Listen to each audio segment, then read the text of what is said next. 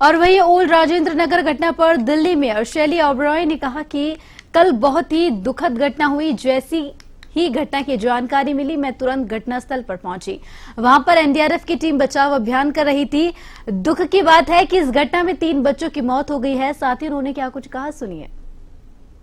देखिए, कल एक बहुत ही दुखद घटना हुई। राजेंद्र नगर के एक कोचिंग सेंटर की बेसमेंट में पानी भर गया और कुछ बच्चे ट्रैप हो गए।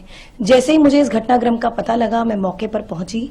वहां पर देखा कि एनडीआरएफ की टीम जो है ऑलरेडी रेस्क्यू ऑपरेशन कर रही थी और ये सबसे दुख की बात है कि 3 बच्चों की मौत हो गई। और अब जैसे ही इस घटना के बाद अब मैंने कमिश्नर एमसीडी को एक लेटर लिखा है, जिसमें आप देख सकते हैं कि हमने 2 निर्देश मैंने दिए हैं।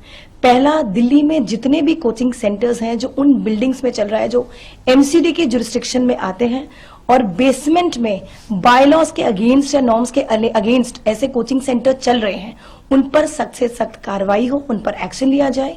दूसरा, और अगर इस मामले में जो कल राजेंद्र नगर में हुआ कोई भी एमसीडी अधिकारी अगर जिम्मेदार है तो उस पर भी सख्त कार्रवाई की जाए।